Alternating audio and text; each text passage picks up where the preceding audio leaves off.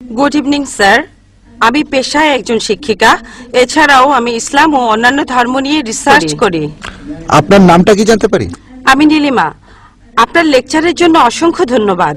তবে আমি কিছু ব্যাপারে একটু জানতে চাই। যেমন আপনি ভবিষ্যৎ পুরাণের কথা বললেন, 3য় খণ্ডের 3য় অধ্যায় 5 থেকে 8 নম্বর শ্লোক। আমি আপনাকে আরেকটা ব্যাপার জানিয়ে রাখি যে হয়তো আপনিও এটা জানেন। ধরেন ঈশ্বর যে নবীকে পৃথিবীতে পাঠান, সেই নবী তার উদ্দেশ্যে বলা ভবিষ্যৎবাণীগুলো পূরণ করবেন। যদি সেই নবী অর্ধেক বা তার কম ভবিষ্যৎবাণী পূরণ করেন, তাহলে তাকে নবী বলা যাবে না।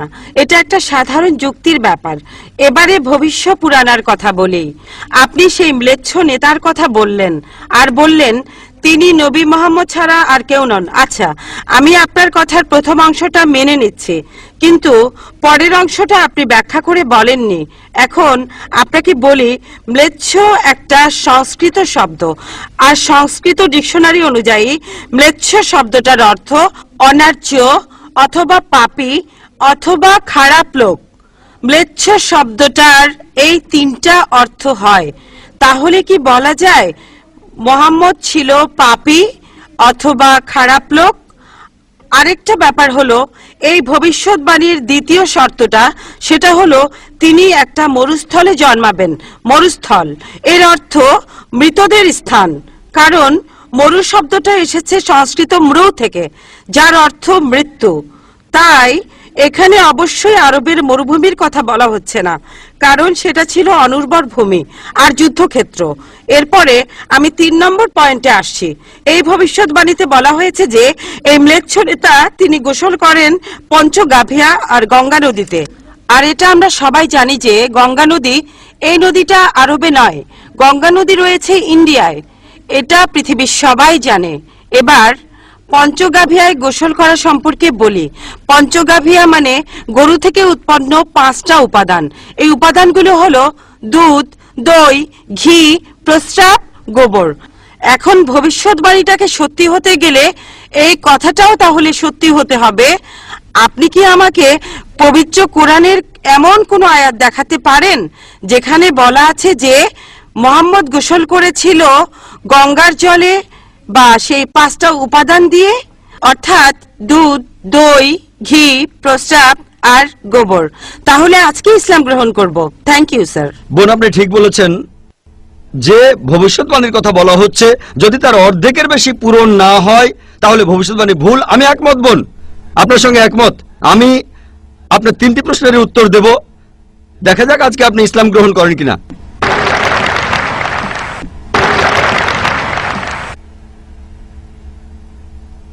এটাও হতে পারে আপনি আমার সঙ্গে একমত হবেন না। আমি যা বলবো, আমি একমত।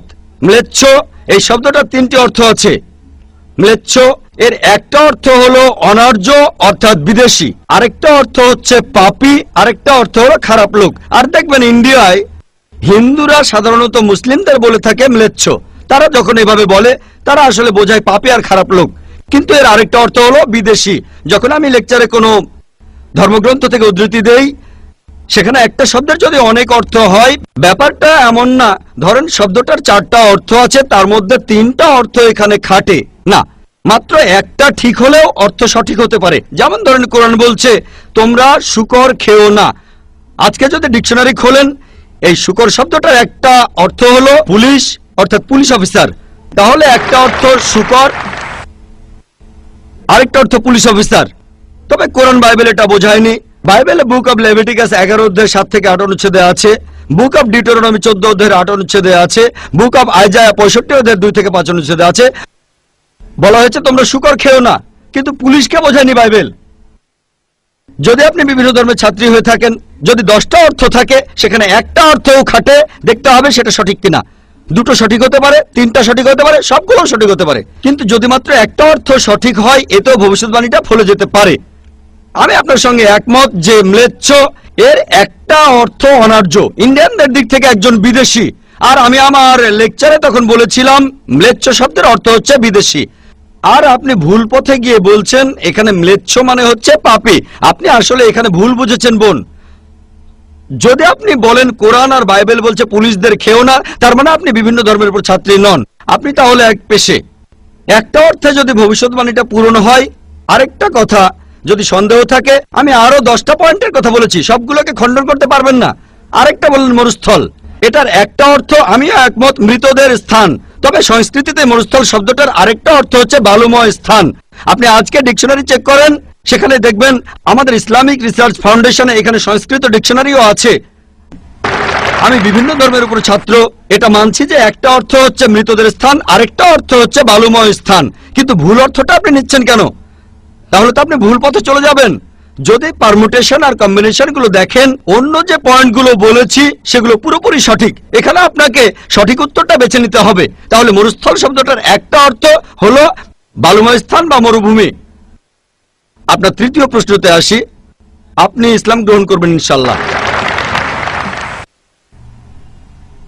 তৃতীয় প্রশ্নটা, আমি যে ভবিষ্যৎবাণীটার কথা বলেছি যে নবী মোহাম্মদ সাল্লাল্লাহু আলাইহি সাল্লাম পঞ্চগর্ভে গোসল করেছিলেন গঙ্গা নদীতে, এখানে বুঝে নিতে হবে যখন আমরা বলছি যে হিন্দুদের রীতি অনুযায়ী যে কেউ পঞ্চগর্ভে বা গঙ্গায় গোসল করবে তার অর্থ বিশুদ্ধ হবে।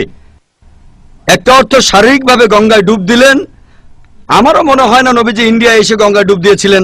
আরেকটা অর্থ বিশুদ্ধ হওয়া, তখন ব্যাখ্যা করিনি কারণ লেকচারটাই অনেক লম্বা ছিল। এই টপিকটা নিয়ে আমি সারাদিন কথা বলতে পারি, আমি এখানে খুব বিস্তারিত বলিনি। আমি প্রত্যেকটা ভবিষ্যৎবাণী নিয়েই আরো কয়েক মিনিট বলতে পারি, সব মিলিয়ে ঘন্টাখানিক বলতে পারবো।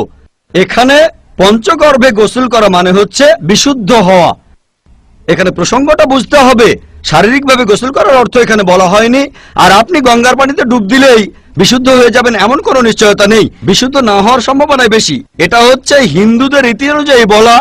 তাই এখানে ভবিষ্যৎবাণীটা বলছে যে নবী মোহাম্মদ সাল্লাল্লাহু আলাইহি সাল্লাম পঞ্চগর্ভে গোসল করেছিলেন, তার মানে এই না যে তিনি এখানে এসেছিলেন, মানে হলো আল্লাহ তাআলা তাকে বিশুদ্ধ করেছিলেন। আমরা বিশ্বাস করি যে আল্লাহ তাআলার সকল নবী, সকলেই হোক তিনি মুসা বা ঈসা আলাইহিস সালাম অথবা মুহাম্মদ সাল্লাল্লাহু আলাইহি সাল্লাম, তারা সকলেই ছিলেন মাসুম, তারা ছিলেন নিষ্পাপ, ছিলেন বিশুদ্ধ।